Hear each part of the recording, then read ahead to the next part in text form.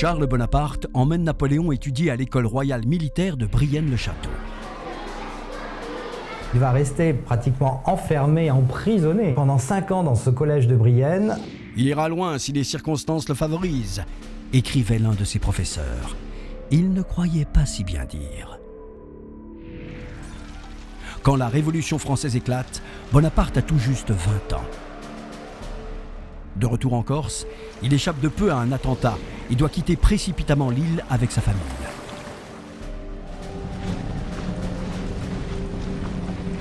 Muté à Toulon, le jeune capitaine d'artillerie libère la ville qui s'était rebellée, non sans avoir tiré à boulet rouge sur les navires anglais installés dans la rade. À Paris, le 13 Vendémiaire, Bonaparte, déterminé, taille en pièces les sections royalistes à coups de canon. Il sait qu'il ne doit pas faillir. Ça n'a pas été une vraie bataille, ça a été une fusillade. Mais il a osé le faire sans se poser de questions. Impressionné par son audace, le directoire le nomme général en chef de l'armée de l'intérieur. Ce formidable avancement stupéfie la France entière et même les cours étrangères. L'étoile du conquérant est née.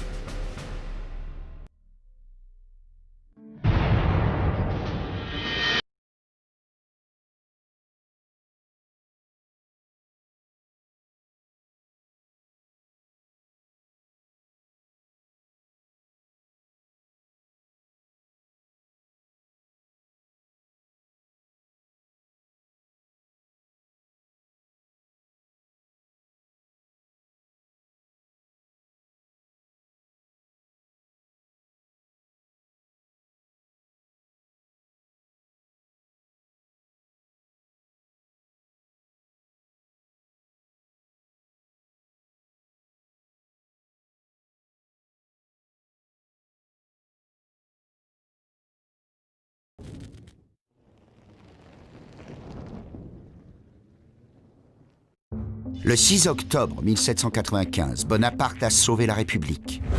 Le soulèvement royaliste de Vendémiaire a été écrasé grâce au canon de Murat. Le capitaine de Toulon, mal à l'aise en société dans son uniforme élimé, a fait place à un homme sûr de lui, dans un bel uniforme, neuf, de général de division, paré des ors de la République. Le jeune Corse est désormais la coqueluche des salons parisiens, où j'ai l'habitude d'évoluer. Un matin, on introduit chez le général Bonaparte un enfant d'une douzaine d'années. Il réclame l'épée de son père, général de la République, mort sur l'échafaud. Cet enfant, c'est Eugène de Beauharnais. L'épée lui est rendue. Sa mère tient à remercier le général. Cette femme, c'est Marie-Joseph Rose de Beauharnais. Elle a connu la prison, son mari aussi. Lui n'a pas eu de chance. Exécuté 48 heures avant la chute du tyran, la chute de Robespierre. La voilà veuve à 30 ans avec 2 jeunes enfants, Eugène et Hortense, et une soif de vivre décuplée par les épreuves. Bonaparte est ébloui. Dès leur première rencontre, il est transporté par la merveilleuse Joséphine, une femme à la grâce alanguie, à l'élégance raffinée. Son salon est à la mode. Ne fut-elle pas la maîtresse de Barras, l'homme fort du moment? Elle s'est laissée entraîner dans le tourbillon de plaisir qui suivit la terreur. Au fond, elle se retrouve avec des enfants à charge, veuve, une très mauvaise réputation, des dettes par-dessus la tête. Et Barras, qui est l'un des membres du directoire, lui conseille d'épouser Bonaparte en lui disant que le moment est peut-être venu de faire une fin et de se marier pour sauver sa réputation. Bonaparte est sous le charme, amoureux fou. Aux femmes, il ne connaît pas grand-chose. Quelques passades et des fiançailles avortées avec la douce désirée Clary, qui deviendra reine de Suède. Joséphine va lui apprendre la volupté et l'amour. Le 12 Ventose, en 4, il est nommé commandant-chef de l'armée d'Italie. Une semaine après, il épouse Joséphine. Madame Mère, Joseph, l'aîné, n'avait pas été consulté sur ce choix. Et c'est vrai que les premiers temps ont été un petit peu difficiles. Au fond, ce sont deux déclassés, deux marginaux qui se marient ensemble. Et puis surtout, c'est un mariage déséquilibré parce que lui, au début, éprouve, pour la seule fois de sa vie d'ailleurs, une vraie passion, et elle, pas du tout. La lune de miel est de courte durée, à peine 48 heures. Il a rendez-vous avec son destin.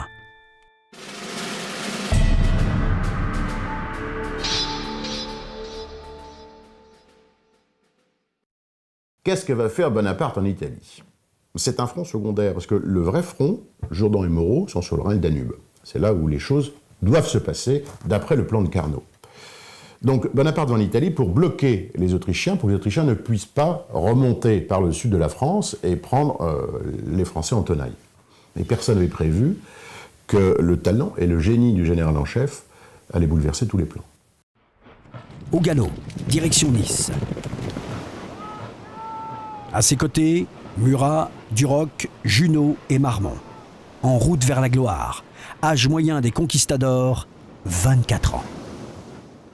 Quand il est nommé général en chef de l'armée d'Italie, alors qu'il n'a pas commandé d'armée, il était général d'artillerie, il est nommé par Barras dans pratiquement un seul et unique but, un petit peu une diversion militaire, mais surtout récolter des fonds en Italie, l'Italie qui n'a pas connu de guerre depuis le XVe siècle et dont les principautés, duchés et autres petits États ont beaucoup d'or et qui intéressent le Directoire.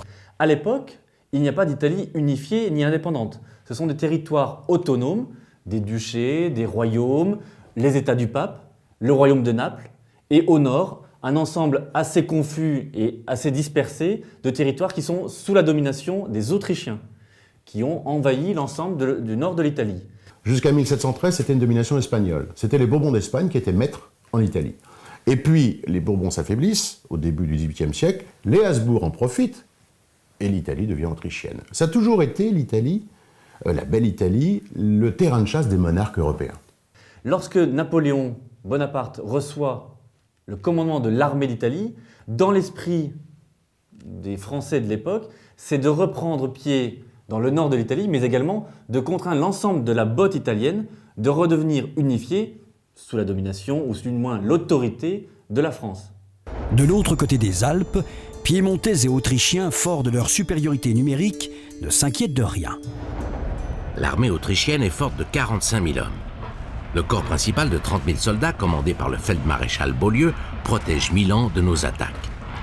Le reste est placé sous le commandement du général Argenteau et fait face à nos unités situées près de la côte.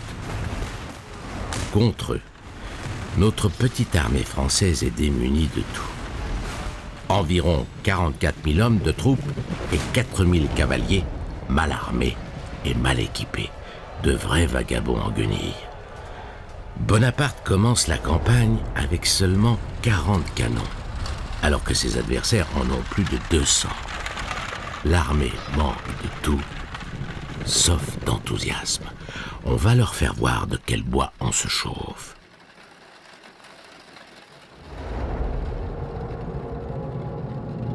Pourquoi l'armée française est dans cet état? On a donné d'abord la priorité aux armées de Jourdan et de Moreau, et c'est l'armée de Bonaparte, le Directoire étant dans un état de finances, ma foi, assez catastrophique, on l'a laissé à l'abandon. Soldats, vous êtes nus, mal nourris. Le gouvernement vous doit beaucoup. Il ne peut rien vous donner. Je veux vous conduire dans les plus fertiles plaines du monde. Vous y trouverez honneur, gloire et richesse. Soldats d'Italie, manqueriez-vous de courage ou de constance? La proclamation est célèbre. L'esprit meut la masse. Bonaparte le sait. Les généraux de l'armée d'Italie, entre autres Masséna, étaient des vieux routiers qui connaissaient le métier, qui étaient dans l'armée depuis longtemps. On se dit, qu'est-ce que c'est que ce jeune-là? Et on le prenait pour un politique. Bonaparte arrive à son quartier général. Il y a des généraux qui sont un peu bougons, qui sont plus vieux que lui, bien plus vieux que lui, qui se disent « pourquoi j'ai pas été nommé ?» Et la porte s'ouvre, Bonaparte regarde tout le monde sans dire un mot, et tout le monde sait que c'est lui le chef. qui leur en impose. Et son regard, il paraît, était très très dur, et on comprenait tout de suite qu'il avait envie de commander et qu'on ne lui prendrait pas sa place. Et surtout, c'est un très bon orateur. Soldat d'Italie, vous n'avez rien, vous êtes nus, etc. Je vais vous emmener conquérir les plaies les plus fertiles du monde, etc., etc. La harangue est célèbre. Il va galvaniser ses troupes et ils vont se mettre en marche. Son plan d'attaque, longuement mûri, est simple. Battre séparément les Piémontais et les Autrichiens. Pourquoi faut-il séparer les Autrichiens des Piémontais? D'abord parce que c'est la mission que lui a confiée Carnot, le ministre de la guerre du Directoire. Et deuxièmement, c'est une stratégie que Napoléon va employer, Bonaparte puis Napoléon va employer très souvent. On sépare les ennemis, les forces ennemies, on tombe sur la première armée, on la bat, on bat la seconde, etc.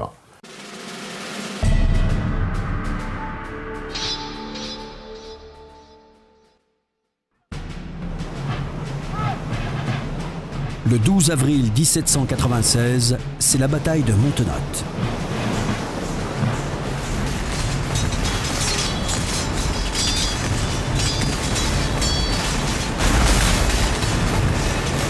L'ennemi laisse 1500 morts sur le terrain, 2500 prisonniers et plusieurs drapeaux.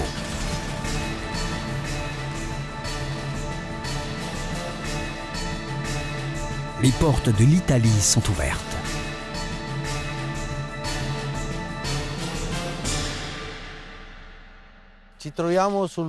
Nous sommes sur le lieu de la bataille du Bricchetto, connue de tous sous le nom de bataille de Mondovì. Vous pouvez voir là-bas la ville de Mondovì. Elle existe toujours. Elle a été la dernière défense que les troupes savoyardes ont opposée aux troupes françaises. Mondovì est une zone particulière, car elle représente la dernière ville des collines, avant les terres fertiles de la plaine du Pô. Le roi de Piémont-Sardaigne, Victor Amédée III, craignant une occupation militaire, demande l'armistice qui est signé le 28 avril 1796 à Cherasco. On les a renvoyés à la maison, ces Piémontais. C'est le beau Murat qui est chargé d'une triple mission, ramener au Directoire les 21 drapeaux qu'on a pris à l'ennemi, faire connaître les conditions de l'armistice signé et surtout convaincre Joséphine de venir rejoindre Bonaparte en Italie, car la donzelle, avare de lettres, semble terriblement manquer à Bonaparte. À Paris, Joséphine se délecte des succès de son mari. Napoléon a tout de suite compris que gagner des batailles, c'est formidable, mais le faire savoir, c'est encore mieux. Et c'est un des grands communicants modernes, et il a créé le Courrier d'Italie, qui donnait des nouvelles du front, des nouvelles de l'armée, des nouvelles de ses victoires. À chaque victoire de l'armée d'Italie, Joséphine est acclamée, fêtée. Il n'y a qu'à Paris où la gloire est enivrante, surtout dans les bras de son amant, un bellâtre, capitaine de son état, Hippolyte Charles. Le Directoire succède à la Convention. C'est un régime qui va durer un peu plus de 4 ans, donc c'est très court dans l'histoire de France. Mais surtout, le Directoire arrive après la Terreur. Et après la Terreur, la France a besoin de vivre.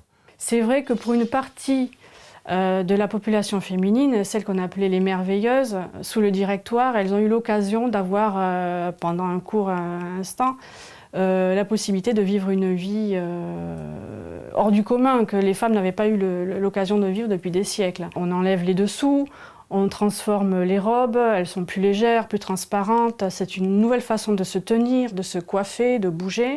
C'était des robes de mousseline qui étaient littéralement transparentes, dont les bustiers étaient particulièrement relevés dans des coupes à l'antique et qui permettaient effectivement toutes les frivolités ou qui engageaient les jeunes hommes à aller beaucoup plus loin à l'occasion de ces bals. Les merveilleuses et les incroyables, c'est un phénomène très parisien. La France est agricole quand même à 90%. C'est un petit phénomène qui est resté dans l'histoire, certes. Les fameux bals qu'il y a eu, au Palais Royal on s'amuse beaucoup, mais c'est très parisien. Il semblerait qu'en fait, du point de vue de la population, c'était une période assez gaie, puisqu'on parle des nombreux spectacles qui de nouveau ont lieu dans les villes, énormément de bals, énormément de musique, de concerts. On dirait que les gens s'amusent. Il y a un certain nombre de spectacles à succès pendant le Consulat et l'Empire, c'est absolument évident. Le théâtre de la Révolution française faisait la part belle encore à la comédie, à la tragédie, le drame commence à apparaître, mais surtout la libération de l'activité théâtrale en Révolution a fait littéralement exploser les frontières des genres et commence à apparaître, à la fin de la décennie révolutionnaire, de nouveaux genres dont les publics vont être particulièrement friands. Joséphine, durant la campagne d'Italie, est la reine de Paris, grâce aux victoires de son mari. Et elle en profite. Elle est toutes les fêtes. Évidemment, on joint son salon, puisqu'il est de bon ton d'approcher, d'être au mieux avec la femme du conquérant. On ne sait jamais, il faut ménager l'avenir. Et Joséphine n'hésite pas à avoir une vie amoureuse, on va dire, tumultueuse. Elle a des amants, elle prend un amant, le fameux Hippolyte Charles, un petit capitaine. Et pendant ce temps, Napoléon se morfond d'amour dans les plaines d'Italie. Joséphine, en effet, est avare de lettres. Et les seules qu'il reçoit sont plutôt froides. Alors que les siennes sont passionnées. Il insiste pour qu'elles viennent le rejoindre. Mais Joséphine fait la sourde oreille. « Ah, ce soir, si je n'ai pas de lettres de toi, je suis désespéré. Pense à moi, ou dis-moi avec dédain que tu ne m'aimes pas, et alors peut-être je trouverai dans mon esprit de quoi être moins à plaindre. » En 15 jours, les Français ont remporté 6 victoires, pris 21 drapeaux, 55 pièces de canon, plusieurs places fortes, conquis la plus riche partie du Piémont et fait 17 000 prisonniers. « Soldats », ajoute Bonaparte, « vous n'avez rien fait puisqu'il reste encore à faire. Ni Turin ni Milan ne sont à vous. »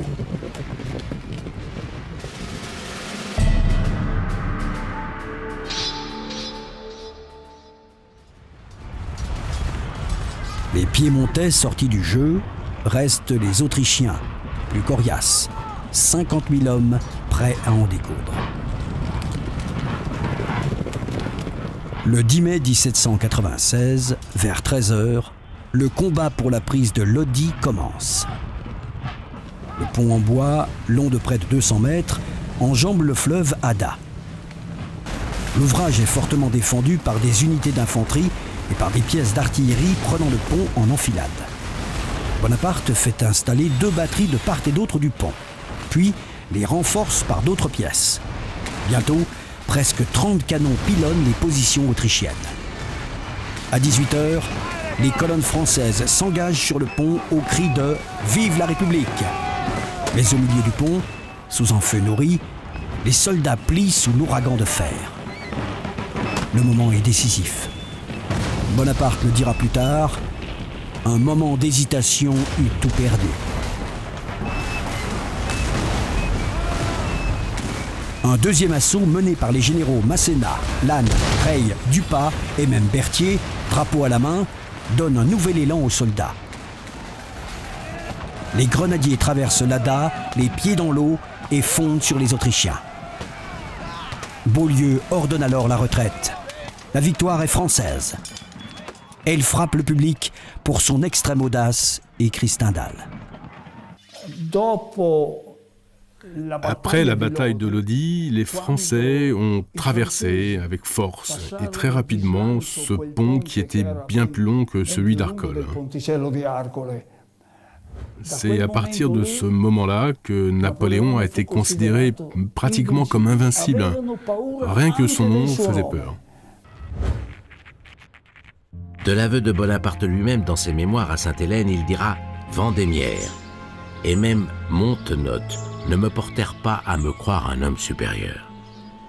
Ce n'est qu'après Lodi qu'il me vint l'idée que je pourrais bien devenir, après tout, un acteur décisif sur notre scène politique. Alors naquit la première étincelle de la haute ambition. Il y gagne aussi un surnom qui va lui rester pour avoir dirigé et réglé en personne le tir de la batterie à droite du pont. Désormais, on va tous l'appeler le petit caporal.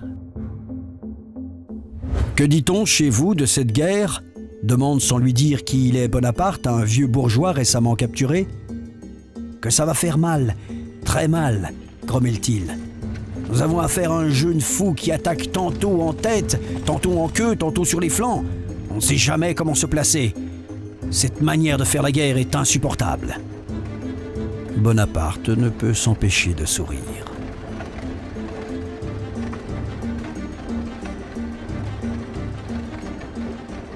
La retraite autrichienne tourne à la déroute. Le 12 mai, Crémone est prise. Le 13, Augereau entre dans la ville. Le 15 mai 1796, Bonaparte entre dans Milan, à la tête de cette jeune armée qui venait d'apprendre au monde qu'après tant de siècles, César et Alexandre avaient un successeur, écrit Stendhal. Il sera accueilli avec enthousiasme à Milan, parce qu'il semble que l'esprit républicain s'était quand même répandu en Europe, et on commence à l'apprécier comme tel. Mais une semaine plus tard, alors qu'il partait avec son armée pour Pavie, il a dû en renvoyer une partie pour faire taire les insurgés de Milan qui se sentaient trahis, dupés par les promesses de liberté que Napoléon leur avait faites.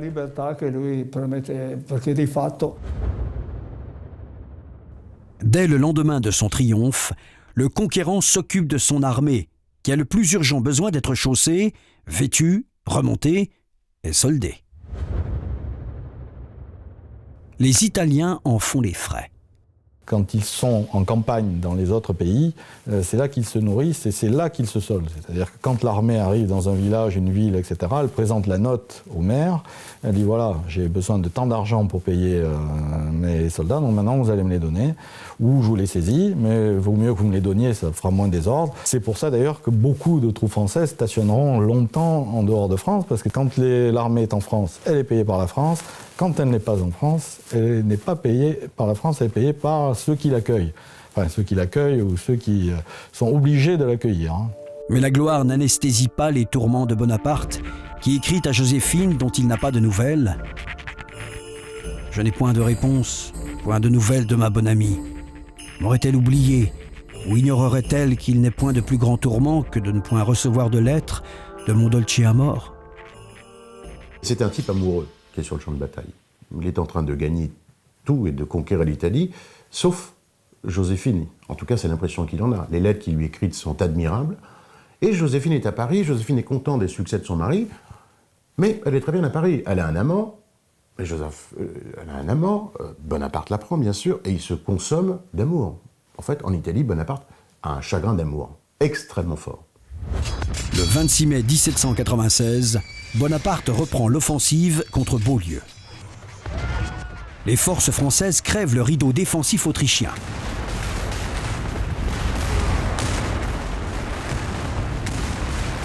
Le 1er juin, Masséna enlève Vérone, tandis que Sérurier met le siège devant Mantoue.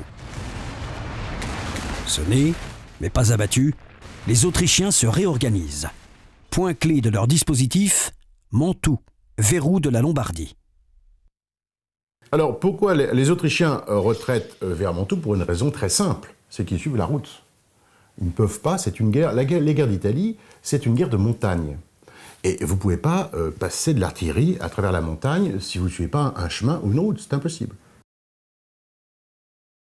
Forts, citadelles, châteaux vont être âprement disputés. En ce mois de juin 1796, menant tout de front, Bonaparte conclut 3 armistices, avec la Toscane, Rome et Naples. Il rencontre les princes de ces États, mais prend soin de ménager le pape. La papauté, au moment où Bonaparte gagne ses grandes victoires en Italie, est un allié important contre l'Autriche. Dans l'esprit de Bonaparte, il faut donc faire en sorte que le pape Pie VI, à l'époque, puisse être un allié de poids. Le 25 juin, Bonaparte exulte. Enfin, la belle Joséphine vient d'arriver. Finalement, elle arrive à Milan, elle part, ce qui est quand même incroyable pour notre époque, elle voyage avec son amant. Ben voyons, elle arrive avec son amant en Italie. Bon, après, Hippolyte Charles, il sort de l'histoire, ça c'est sûr. Et elle est stupéfaite parce qu'à Milan, elle est traitée comme une souveraine. Bonaparte a déjà une cour autour de lui. Et Joséphine est absolument ravie. Une nouvelle lune de miel, très courte elle aussi. Un fâcheux surgit en la personne de Wurmser à la tête d'une nouvelle armée autrichienne.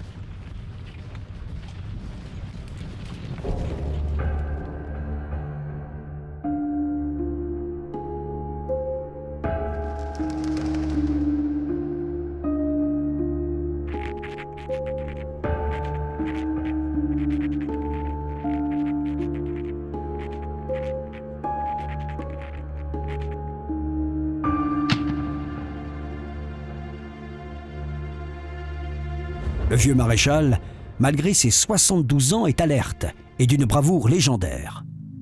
Il a promis à Vienne de châtier Bonaparte de son audace et de renvoyer ce petit caporal à l'école. Wurmser divise son armée en 3 pour mieux encercler les Français. À l'ouest, Kasdanovitch qui entre dans Brescia avec ses 8000 hommes. À l'est, Mesnos et ses 5000 Autrichiens attaquent Augereau. Au centre, Wurmser à la tête de 24 000 hommes. Bonaparte comprend vite qu'on est en danger.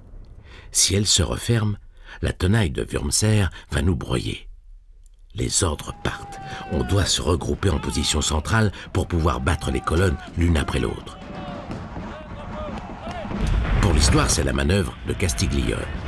Pour nous, une trotte de 40 km, sac au dos. Le 3 août 1796, Kasdanovitch est sévèrement battu près de Castiglione. Sans nouvelles de l'avancée des troupes de Wurmser, ce Coire juge plus prudent d'ordonner la retraite. Dès le début, il a compris ce que c'était que la stratégie, la grande tactique et la tactique. Alors, il faut expliquer un peu. La stratégie, c'est l'art de manier ses troupes pour les conduire près du lieu de la bataille. La tactique, c'est l'art de manier les troupes pendant la bataille, quand elles sont en face l'une de l'autre. Ce qu'on a appelé la grande tactique, c'était un peu intermédiaire entre les deux, mais c'était de la tactique, mais vue avec un peu de recul. Et tout ça, on voit que dans sa tête, il avait déjà tout compris.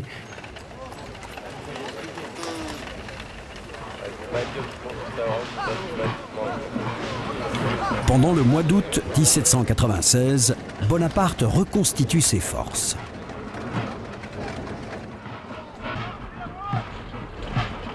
Il dispose maintenant de 36 000 hommes.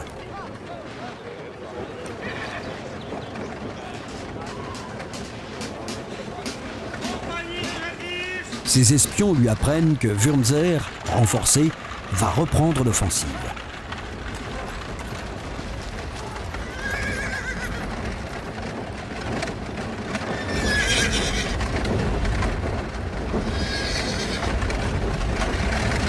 Encore une fois, Wurmser divise son armée. Il marche au sud pour délivrer Mantoue, tandis que Davidovitch garde la frontière autrichienne. Le 2 septembre, le rideau se lève sur un nouvel acte. Les Français reprennent l'offensive. Le 3, Masséna bouscule l'avant-garde autrichienne. Le 4, Davidovitch est battu à plate couture. Le 6, on donne la chasse à Wurmser. Le 7, notre avant-garde culbute l'arrière-garde autrichienne. Le 8, Bonaparte chasse les impériaux de Bassano. Les Français sont partout, ils marchent la nuit, se battent le jour. Napoléon impose son tempo, c'est une guerre de mouvement. Et c'est ça qu'il faut bien avoir présent à l'esprit. C'est fini la guerre en dentelle où on s'installait, ça durait plusieurs jours, sur des plaines, et puis on commençait à se canonner et à se massacrer gentiment. C'est terminé, c'est une guerre de mouvement. Napoléon gagne ses batailles avec les jambes de ses soldats, en fait. À propos de cette campagne, le grand historien militaire Karl von Clausewitz écrira « La conduite de Bonaparte contre cette seconde offensive est au-dessus de tout éloge. Il choisit la solution la plus décisive, parce qu'il est sûr de son affaire, et il l'amène avec une vigueur et une vitesse assourdissantes qui n'ont jamais eu d'égal. » Bonaparte est à Milan, au palais Serbelloni. 3 semaines auprès de Joséphine, traitée en souveraine. Wurmser, lui, se morfond, enfermé dans Mantoue. Vienne ne veut pas en rester là et nomme un nouveau commandant en chef, le baron Alvingzi, âgé de 70 ans.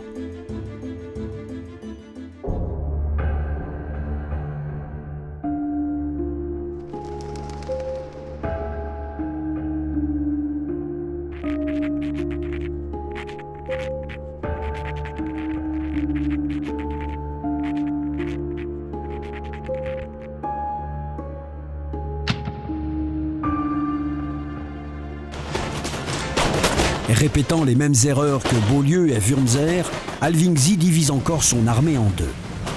Le 12 novembre 1796, à Caldiero, les Français bousculés doivent reculer. Une première. Soldats, je ne suis pas content de vous, s'exclame Bonaparte, piquant au vif l'orgueil de ses hommes. La retraite est ordonnée. L'Italie est-elle perdue ? Davidovich, trop prudent, arrête son offensive. Bonaparte va profiter de ce répit inespéré pour se diriger vers Arcole. Generale Alvingzi, che stava al comando dell'esercito austriaco e che con lo Stato Maggiore si trovava. Le général Alvingzi, commandant de l'armée autrichienne, ainsi que son état-major, se sont trouvés à mi-chemin entre Arcole et Vérone. Il ne croyait pas du tout aux informations reçues depuis Arcole, qui disaient que les Français arrivaient. Il pensait que c'était une sorte de diversion pour détourner l'attention.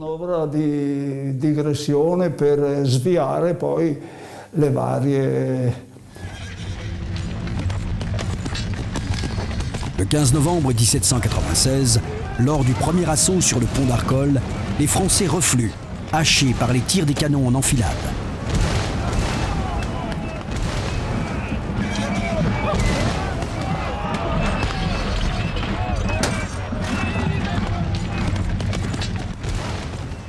Mais le temps presse. Comme à Toulon, Bonaparte prend des risques. Il saisit un drapeau et s'élance sur le pont à la tête de nos soldats en criant « N'êtes-vous plus les guerriers de Lodi ?» Parvenu au milieu du pont, on se fait refouler par une vigoureuse contre-attaque autrichienne. Dans la confusion, Bonaparte tombe à l'eau. Il est sauvé in extremis par l'adjudant général Belliard. Au cours de l'attaque, Lannes est blessé et Muiron, l'ami et l'aide de camp de Bonaparte, est tué en cherchant à le protéger de son corps. Un courageux, ce Muiron.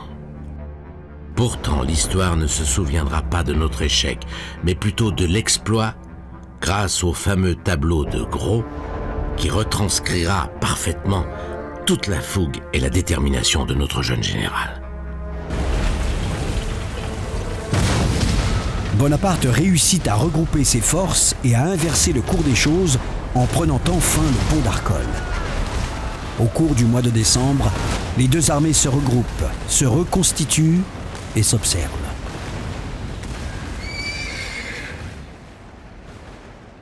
Le 27 décembre 1796, la République cispadane est officiellement proclamée. Bonaparte, de son propre chef, vient de créer un État indépendant en Europe. Dans l'esprit de Napoléon, Bonaparte, à l'époque, il doit amener auprès du directoire, donc les directeurs qui dirigent la France à l'époque, des territoires vassaux de la France, ou du moins placés sous leur autorité.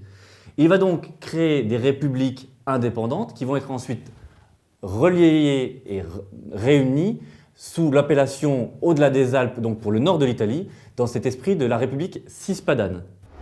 Les combats reprennent le 6 janvier 1797. Bonaparte, à Rivoli, ne peut compter que sur 10 000 hommes, mais attend des renforts. De plus, il profite d'une position avantageuse en hauteur, ainsi que d'une artillerie et d'une cavalerie dont ne disposent pas les Autrichiens. Les deux positions clés étaient le débouché d'un canal, là au fond, et le carrefour des routes avec la Osteria delle Zuane.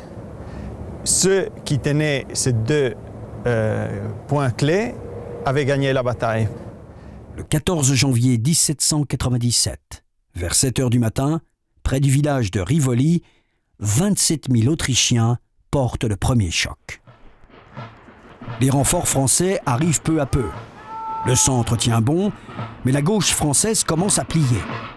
L'armée française risque d'être encerclée dans une position catastrophique. Bonaparte ordonne une vigoureuse contre-attaque. Lancée vers 9 h par Masséna, soutenue par les cavaliers de La Salle, elle rejette les Autrichiens en désordre. La situation rétablie, Masséna va tenir seul jusqu'au soir face à des troupes bien plus nombreuses. Entre-temps, la colonne de Kasdanovitch qui descendait le long de l'Adige par le défilé d'Incanale attaque la droite française. Ici tout près était stationnée la cavalerie française, prête à arrêter les Autrichiens vers Incanale. Canonnés à bout portant, chargés par la cavalerie et l'infanterie en colonne, c'est la déroute complète des ennemis qui se bousculent et tombent dans les ravins. À 13 h, le pivot de l'attaque autrichienne faiblit. La Salle, Leclerc et Legendre, à la tête de leurs hussards, finiront le travail.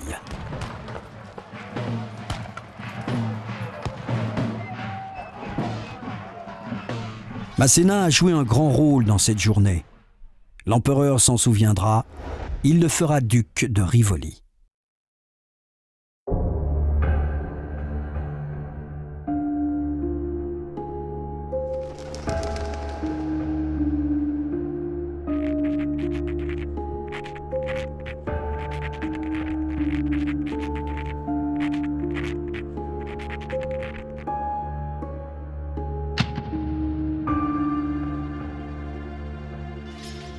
Au soir, la bataille décisive de Rivoli est gagnée. On leur a mis une belle frottée, mais ça a été dur. Napoléon rencontre La Salle, épuisé par ses charges successives à la tête de la cavalerie, et lui dit, en montrant au sol les drapeaux pris à l'ennemi, « Couche-toi là-dessus, tu l'as bien mérité. » En quelques jours, on a mis hors de combat plus de 8000 hommes et on a fait plus de 20 000 prisonniers. Bonaparte est vraiment le meilleur général. Rivoli décida du sort de Mantoue. Le 2 février 1797, la ville capitule. 16 000 prisonniers, 60 drapeaux et plus d'1 millier de canons viennent s'ajouter à la liste maintenant longue des prises de guerre de la campagne d'Italie. Une lettre du pape proposant à Vienne l'alliance du Saint-Siège de l'Autriche est tombée aux mains de Bonaparte. Les armées françaises envahissent les États du pape. La progression vers Rome, le long de la côte adriatique, est une promenade militaire.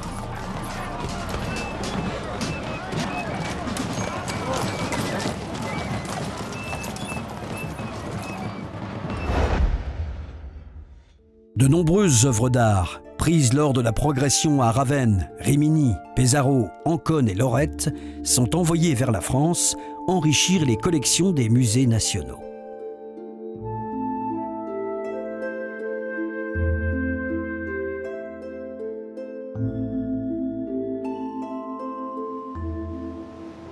Le 19 février 1797, Rome est en vue des Français.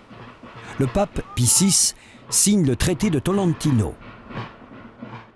Il renonce à Avignon, au comtat vénécin, et cède la Romagne, ainsi que les villes de Bologne, Ferrare et Ancône. De plus, il s'engage à verser une somme de 31 millions de francs, à fournir 1600 chevaux harnachés et à licencier l'armée pontificale. Pie VI est un vieil homme. À 80 ans, il est usé par la folie des hommes.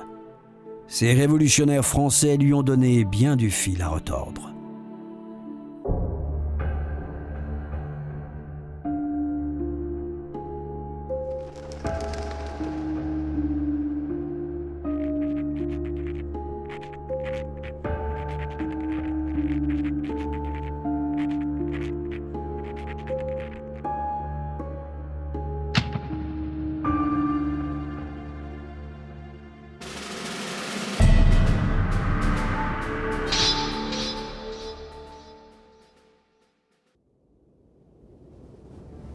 Au printemps 1797, ayant reçu des renforts, Bonaparte remonte vers le nord avec pour but celui qu'il s'était fixé au départ, la prise de Vienne.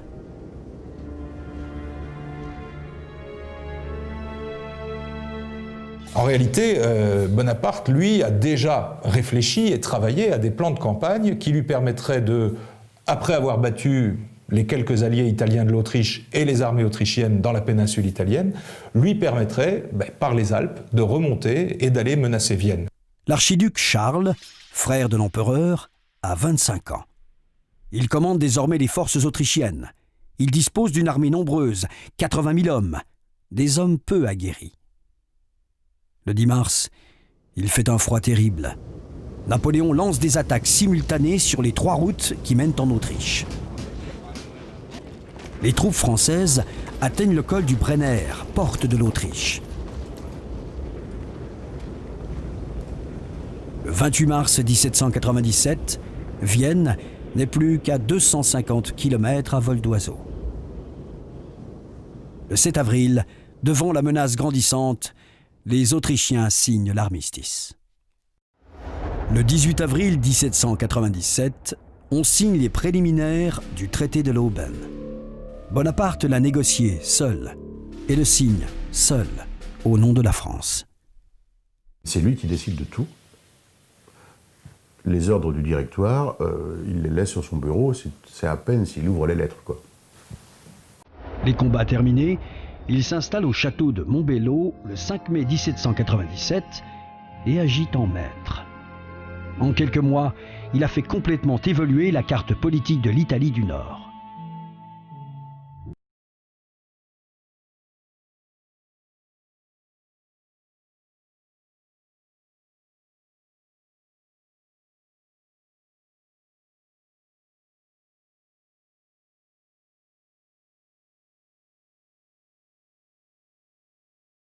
Le directoire s'effraie des libertés que s'accorde le vainqueur d'Italie.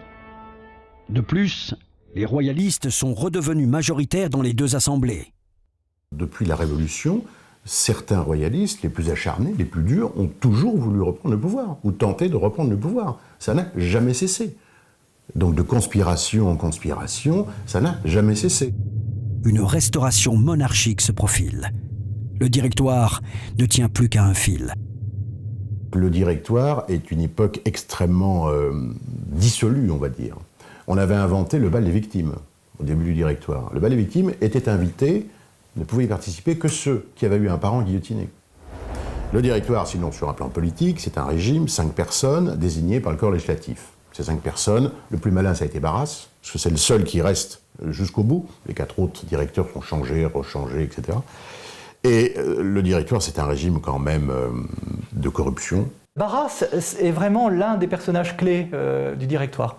L'un de ceux qui vont animer le régime avec sans doute une image qui lui colle à la peau, c'est celle bien sûr de l'homme corrompu. Et c'est vrai que lorsqu'on associe Barras au directoire, on jette finalement le bébé avec l'eau du bain, et c'est un peu par l'intermédiaire de Barras que cette image de république corrompue colle au directoire. Bonaparte est sommé de rentrer à Paris. Le temps presse. Encore une fois, Bonaparte a refusé tout net d'obéir. Il s'est contenté d'envoyer Augereau, qui est arrivé à Paris le 8 août 1797. Vieux républicain convaincu, mais surtout soldat obéissant, Augereau est parfait pour ce rôle. Les 3 et 4 septembre 1797, soit le 17 et 18 Fructidor en 5, les directeurs lancent préventivement un coup d'état militaire grâce à nos troupes commandées par Augereau. En 3 jours, les rebelles sont dispersés, trucidés ou foutus en prison. Le directoire est sauvé. Un mot circule, les mutins ont été fructidorisés.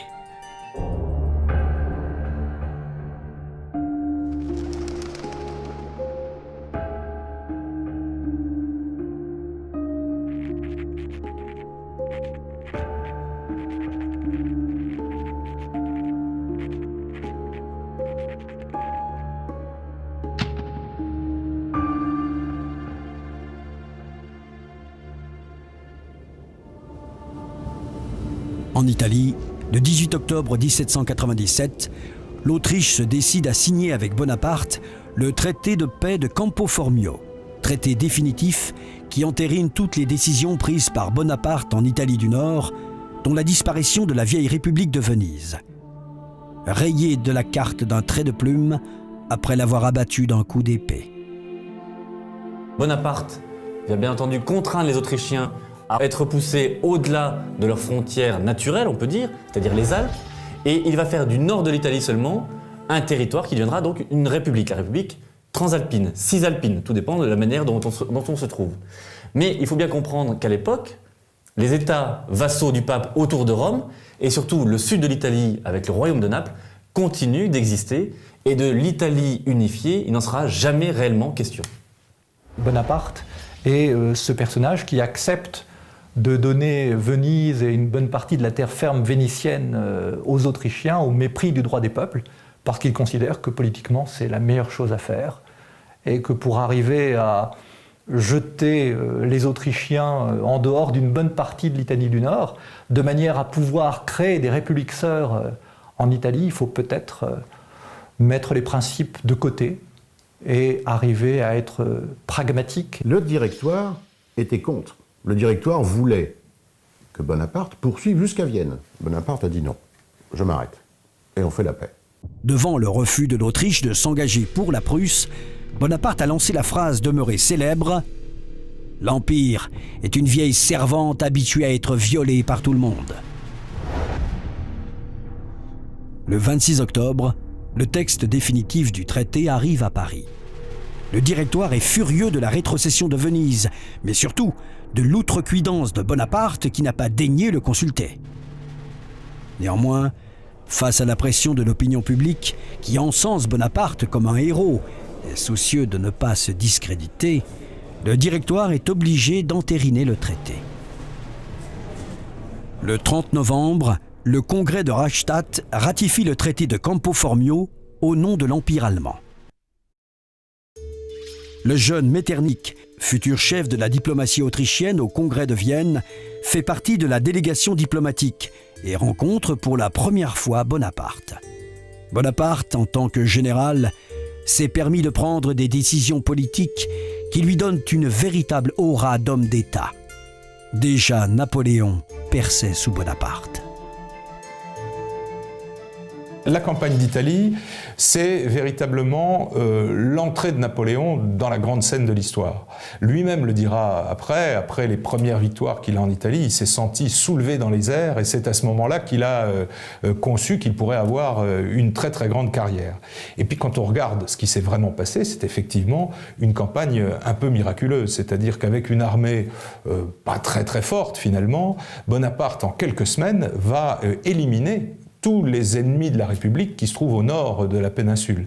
Donc c'est à la fois un exploit stratégique, où là il déploie sa science de l'offensive, mais c'est aussi un exploit sur le terrain, un exploit logistique, un exploit d'avoir donné aussi le moral à ses soldats, qui fait que véritablement cette campagne d'Italie a quelque chose d'extrêmement particulier.